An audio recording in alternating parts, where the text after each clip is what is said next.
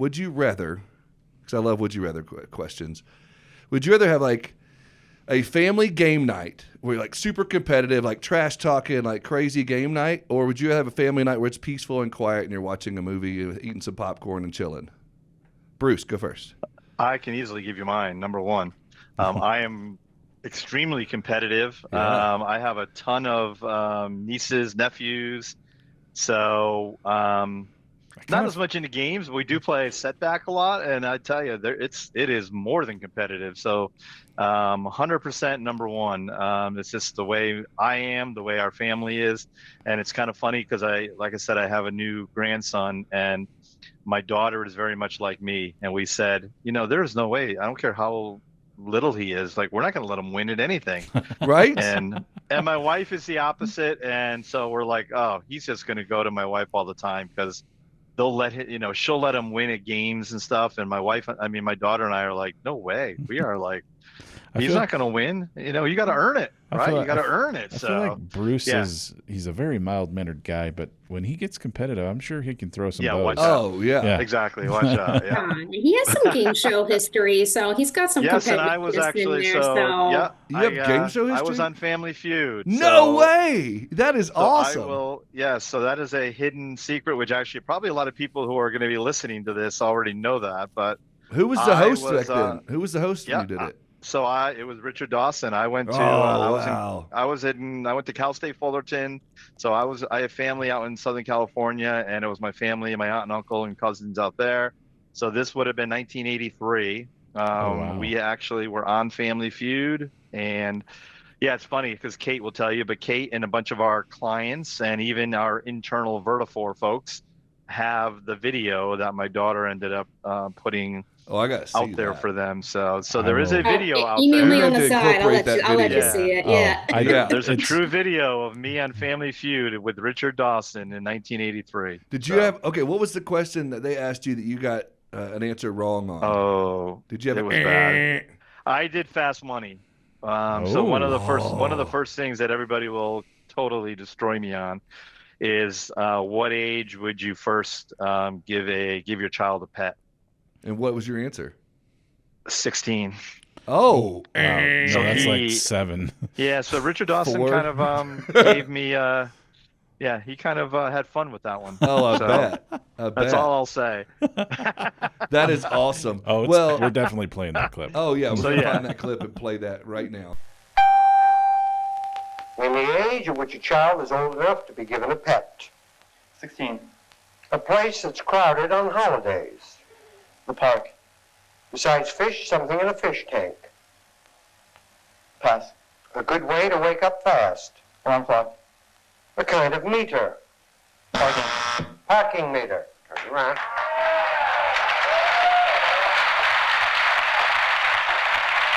Now, why are you shaking your head? No, the thing that you did, you beat the champs. That's the hardest thing to do. Until you beat the champs, you can't even get here.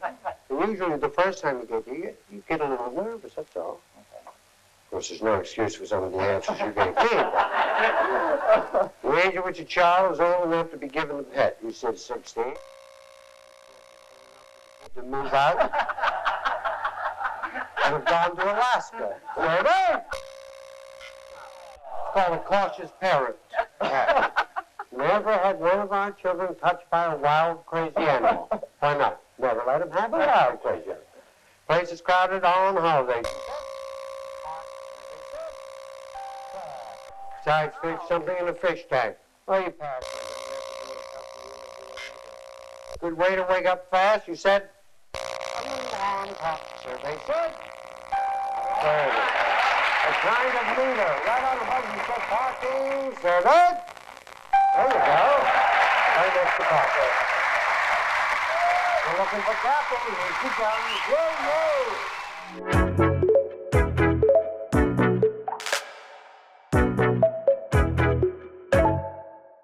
All right. Kate, what about you? Would you rather have a peaceful, easy movie night with some popcorn and everybody's chilling, or would you rather have the intense game night situation? No, we need a game night. Yeah, we're kind of the Yes. same thing. We need the entertainment. My family too is big in the bingo, especially around Christmas time. Oh, So yes. Yeah, so it's just, and but it's fun bingo. It's not, writing off the numbers and then you Yeah. marking your card. We throw some fun in there, and if you win, you got to do something, right? Yeah. There's a little bit Ooh. extra edge added in there, but here too, we just love to entertain and have people here. So we love the entertainment and the excitement. So we're the opposite in our family. Like if you lose, you have to do something in our family. So like, Oh no, I mean you're celebrating a bingo, right? no, You gotta I celebrate a bingo, yeah. you gotta do it, right? No, I get it. I get it. That's awesome. Yeah. Chad, what would you, Orange Mike Chad, would you Oh, rather? it's definitely competitive game night. I Yeah. mean, we throw down on some cards. We play a few card I've been to your games. house for game nights. Yes. It's intense. Yeah. It is intense. It's definitely intense. Yeah, I would much rather have the peaceful movie theater night or movie night because my family's nuts, and so I would much rather have that. It's game night all the time, except for when you do your family night. Right. Exactly. I've got 3 teenagers, so it's like never-ending competition in our house. So, okay, y'all, before we get too deep into like seriousness, while we've got fun time going on, we're on a tech podcast, the Vertafore Insurance Podcast, and we all know, where we're at, what we're listening for. But if you compare a current tech stack to a kitchen appliance, what would that be and why? I'll start with you, Kate, because you're in the agency world. You're in that. What would your tech stack be compared to if it was a kitchen appliance? Okay, you know what? I actually have this is a good one. A KitchenAid mixer. You know Oh, why? hit Because me. you can customize it and you can keep adding things on. Yes, I like Yeah. that. So I a think good that answer. that's kind of like, and we're Sagitta based. I've been Sagitta based for quite some time in multiple agencies, but that's the core of it. Let's put a foundation in there and keep adding things on. There you go. Let's throw it in the mixer and just see what happens. I've got the See what cheese. happens. See what comes of it. Yeah. Yeah. I've got the cheese grater. I've got the grinder. Yeah. I've got all of the attachments. Yeah. There you go. Yeah. All right, Bruce, talk to me. What would This was a great one. I actually, so based on, and I know we're going to talk a little bit about, Sagitta and Agency One and how that's all coming together and things like that. So on that theme, I came up with an air fryer. And the reason I said that is, you know what? It's the one, and I'm hooked on our air fryer. Oh yeah, dude. Yes. But you know what? It takes, as I kind of like thought about it, I was like, you know what? You can take your stove, the broiler, your toaster oven, even your outside grill, Yeah. and the air fryer does it all. Nice. So It it's taking all those individual appliances that you have, and that air fryer puts it all together, and you can do everything with that. So that is why I Yeah. came up with air fryer. It's all about efficiencies, and that's a lot of what we're gonna, talk about today. So Yeah. Good segue. I think that's great. Y'all both brought up Sagitta, and I've been here 2 years now, and I've noticed a theme with Sagitta, especially even after talking to you guys and the relationship that we've built. Like, there's something different about the Sagitta family. As we talk about family and we bring up family, Yep. like. Talk to me for a minute, like broad level, like it's not really a question, but like, what is that? Like, what brings that family? Why is that one product brought so much closeness and like this tight knit family with Sagitta? Talk to me. I mean, I can talk a little bit about it, and Kate's can give the agency view, but it is true. I mean, when we get together with our clients every year at Accelerate, it's a true friendship, and what I mean by that is that we're all in the business to our clients like Kate are in the business to increase efficiencies and be able to what they can do what they can do with their clients, their users, increase productivity, all that kind of stuff.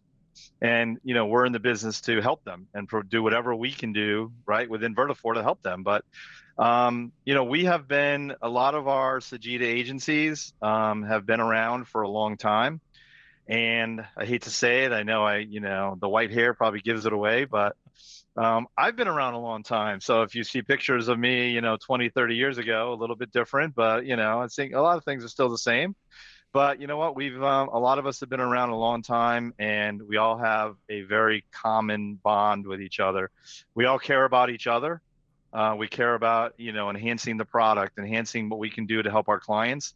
But deep down, we're friends. A lot of us, we get together at conference. We talk a lot, post conference and things like that.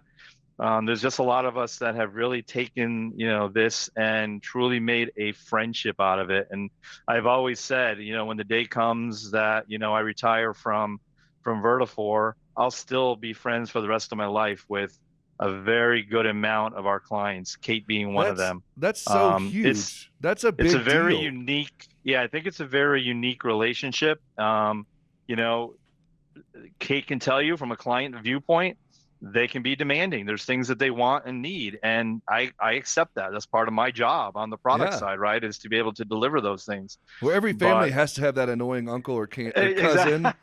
exactly. So Kate, from your perspective, is like, obviously you're going to agree with, I mean, you were at her wedding, there's a friendship Yeah. there, and it's Yeah. crazy.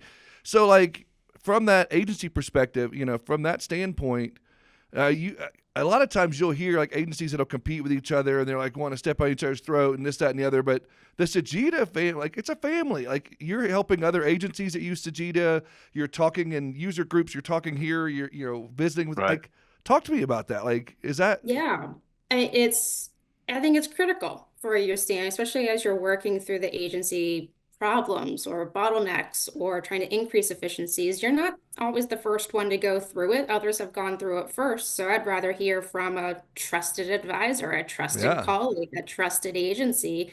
And you hear a lot of conversation about competitors next, down the road. And I was like, we're all doing the same thing at the end of the day. It's just trying to find the best way to do it. So it's a true collaboration amongst this team, amongst the Sagitta family. And I was lucky enough to be a part of it over 10 years ago, is how I got roped into this. So, and it's stuck since. That started with me taking the NCSA Sagitta certification course in 2014. And I was Wow. a student at that time, and Bruce was one of the instructors. And from there, it's just escalated. And you get pulled into things and voluntold sometimes from the very beginning, but they recognize that in you to push it, and that you can do Yeah. that, you can understand it. And now we're doing it for the next And group of that's the thing I've individuals noticed coming through. since I've been here, a little over 2 years now, and Chad and I were comparing, notes. He's been here a little longer than I have. Like, you see that a lot. Like, we really do care about our customers at Vertafore. And I'm not saying that Yeah. because I get a paycheck from Vertafore. Like, I really do see that. And I see that, talking to different people, like, yeah, I talked to this agent the other day and they told me this, and we're going to go make this change. And it's like, wow, you heard that from one agent and you're going to make that change? Or like a group of agents, you make that. It's like, we really do listen. And it sounds cool to hear it from Kate on the podcast to be able to say, yes, that is legit. Like, we listen to our 100% customers. legit. We love our Legit. customers, and it's part of the fabric of who we are at Vertafore. And again, you're listening to a Vertafore Insurance podcast, so get ready to hear that. But yeah, it's a thing, and I love that. It makes me want to be here till I retire. And so it's very cool. And I do have one other small question for Bruce. If I go back 25, 30 years, am I still going to see that awesome stash, or is that a new thing? Did you have No, the the stash is always there. Yes. That's the key thing. Yeah. The key thing is that in fact, people have said, like, what would you do if you didn't have your mustache? I'm like, that's the one thing I don't think I would. There's no way. You're this like sucker would Samson. If ever you got come rid of the off, man. mustache, you lose your power. That's Oh hilarious. my! I don't know. I couldn't do it. I honestly could not do it. I will That's- tell you that. So the that's mustache awesome. has been there even 30 years ago. You got it. The Sagitta stash. The So the hair Sagitta color may have stash. changed. That's The hair color awesome. may have changed. Some of the hair isn't there anymore, but the mustache is always going to be a trademark. That right? is So awesome. So, as we dive into a little bit more on the tech specifically, like, Kate, Sagitta or no Sagitta, however you want to say this, like, you live in a world of workflow design, and you live in that world, like, in your role. What's the first step to building that operational efficiency, to use the buzzwords, inside of an agency like yours? Because you're in a large agency with multiple locations, a lot going on. What's that first step? What are you trying to solve for, right? We have to define the reason at the very outset of it and what the impact of that's going to have. So it's not just an immediate, surface level impact, but there's a lot of soft costs, personnel costs, time costs that go into it. So I think that's got to have the bang for the buck, so to speak. I mean, what are we actually trying to solve for? Is that a priority with us? Is that going to help us in people, process, or technology? All three, one of the three, two of the three? And it's kind of how I looked at solving solutions when brought to the table is does it fall in one of those three categories? Can we solve that with people, process, technology?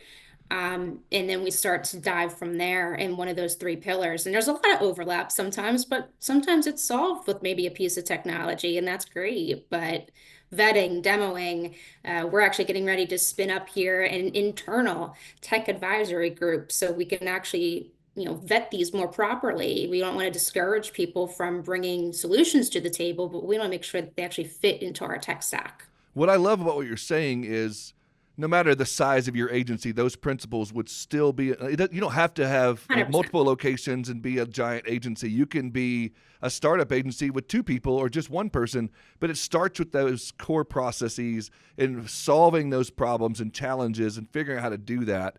And then as your team grows, and whether you're a large agency or a staff of 10 or 15 or 4, when do you bring in staff? When do you bring in the people element? Is that from the jump, or is that after you kind of figured That's out? from the jump. Yeah, no, I think it's from the jump because you have to get the buy-in, right? You have to get the buy-in from those that are actually going to be using the product or using the process. And, from me, I can see a big whole picture. You tell me what you want to do, and I can tell you the 10 things it's going to impact off the bat, right?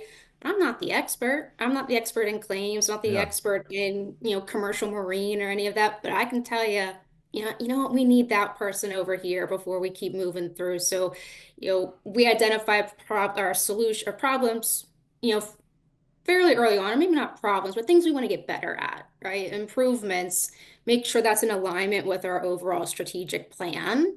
And then that becomes our priority to execute throughout the next year or so, whatever time 100%. frame you wrap around it. But from the beginning, you gotta get your people in there. They're the ones that are gonna end up being your champions and be your cheerleaders for the new change Uh, management coming down the line. 100%. And I And think what I was going to say, I think that's why, a lot of what, what I do and in our product area, right? We talked about it earlier. It's all about customer feedback. Like there's a lot of things that, Kate and all of our agencies do internally, right? That and to enhance the way that they're doing business and things like that. But there's also, they're using Sagitta for a reason. There's a lot of things that they also need within that. And so, every agency is different. And when you get to the larger agencies, they're going to all have some things that are very common, and they're all going to have their own uniqueness and things that they're looking for us to deliver on. And that's why, it's extremely important that we listen to our customers.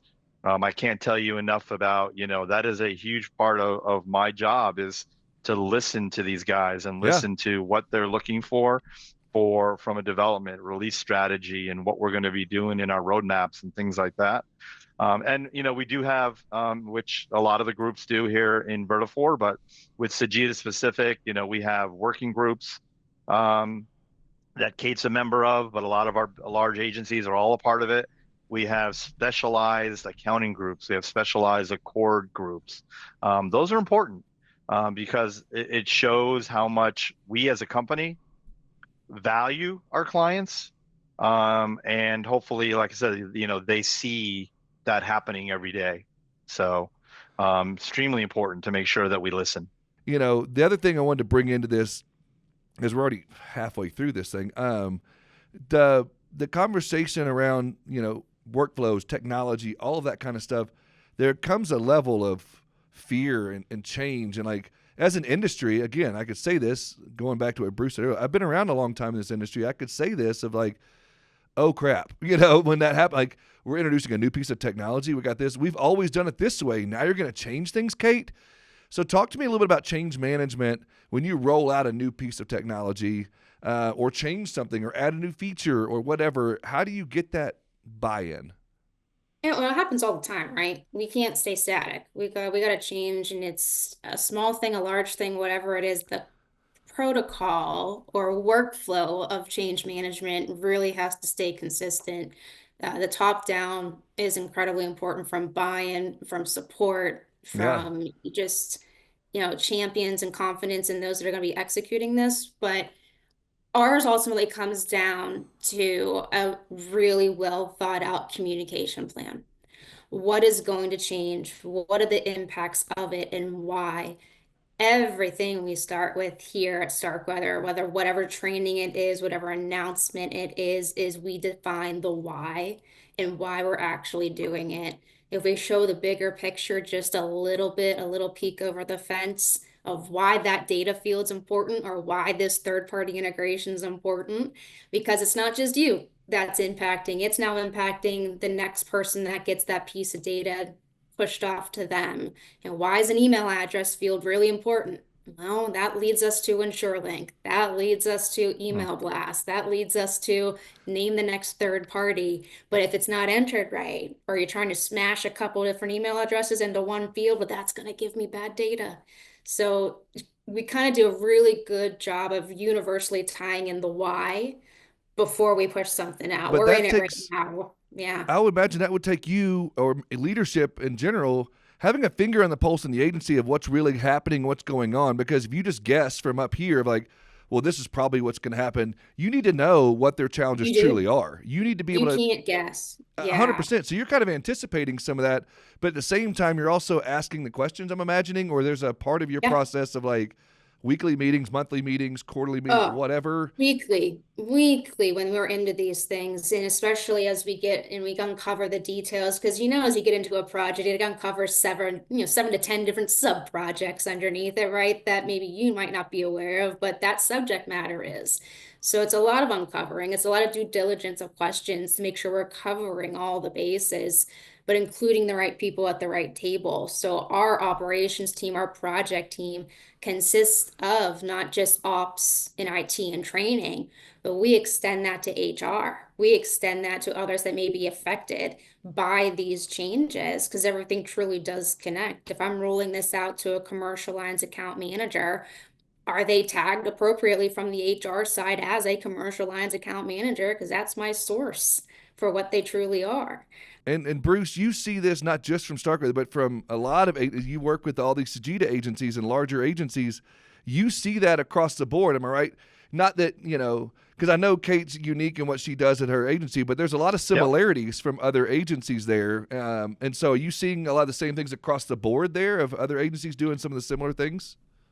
Yeah, and that's a big reason of why when I keep going back to it, but that's why we need to get, we have these working groups and things like that so that we can listen to all the agencies, right? We're not just gonna, necessarily do what Kate needs, right? We're gonna put it all in a big bucket. We're gonna kind of see, hey, what makes the most sense? What are the features that are going to have the biggest impact?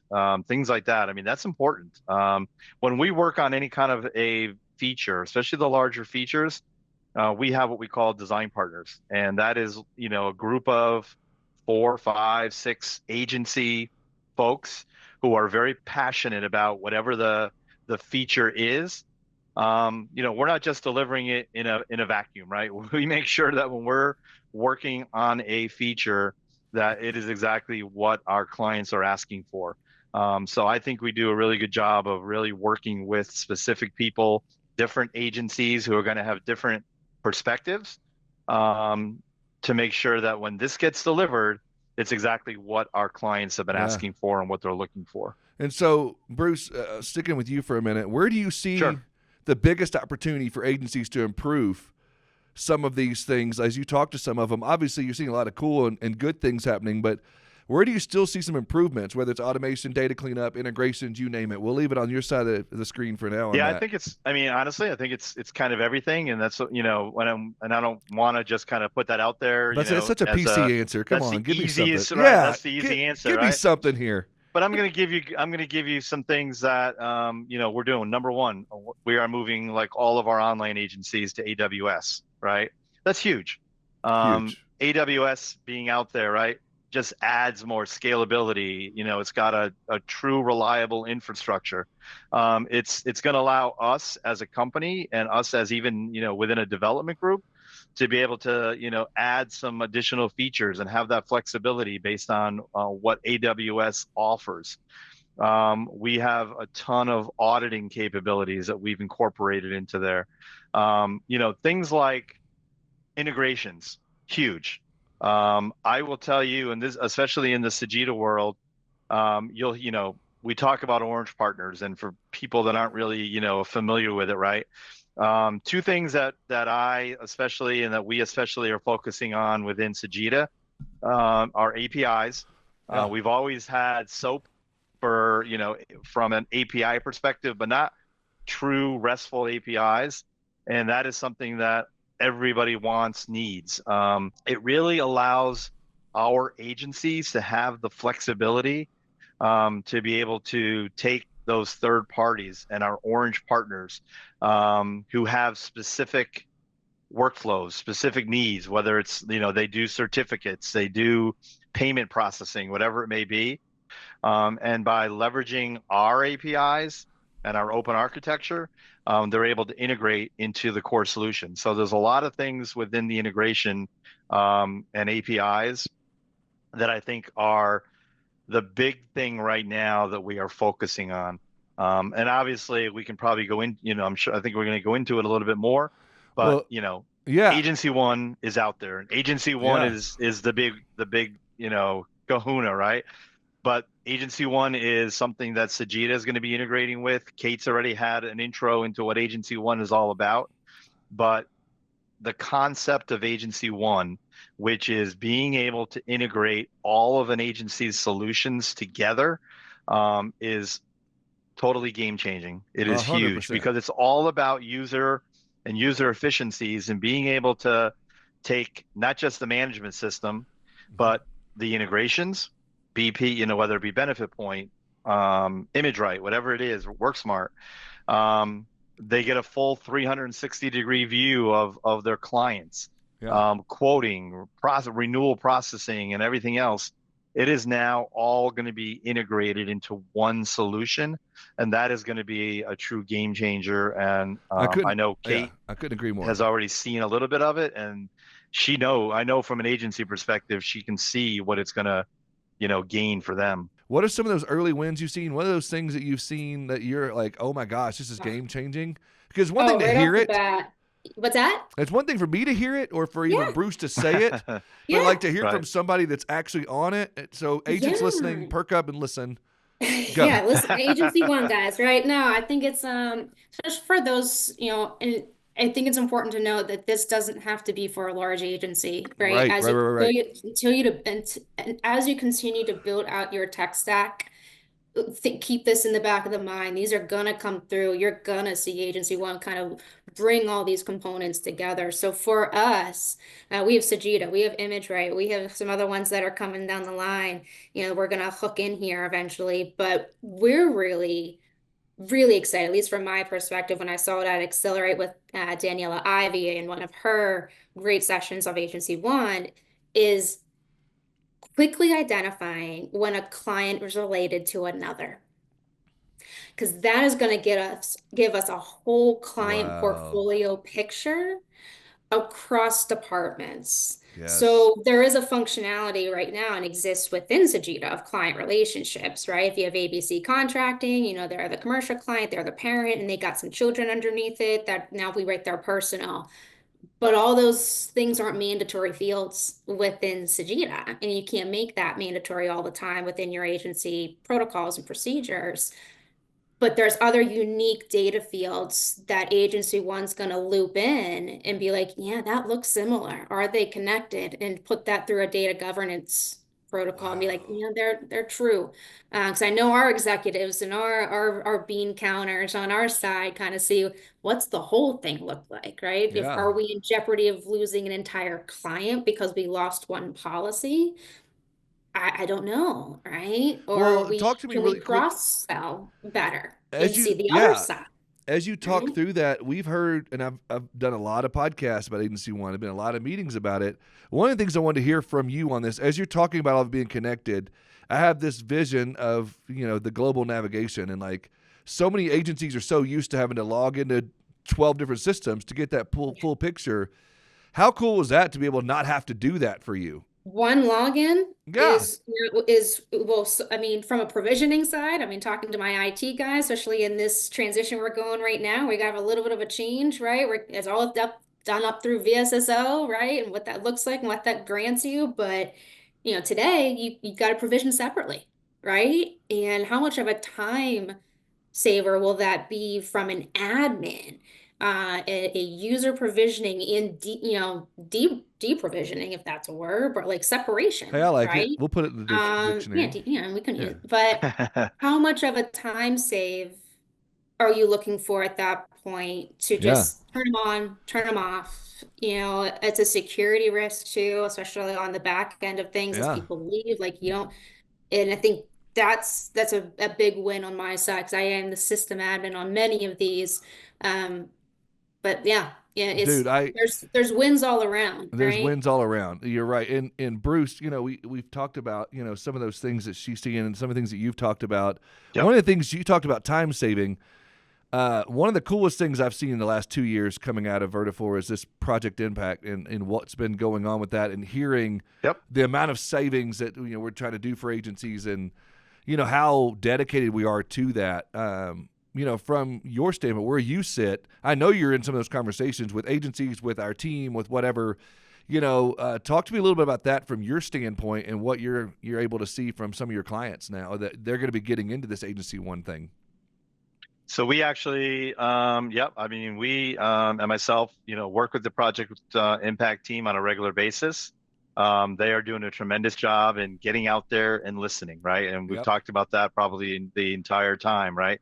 But it's so important to listen to our clients and hear what their pain points are, right? And we've literally taken that information that has come back. We delivered 6 features just in our 24R2 release, related strictly to Project Impact.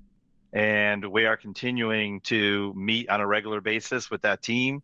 And from a Sagitta perspective, I can tell you that we are committed and continuing to, and will continue to enhance some of the, features that we come out with are specific to Project Impact and specific to, because it's about efficiencies, right?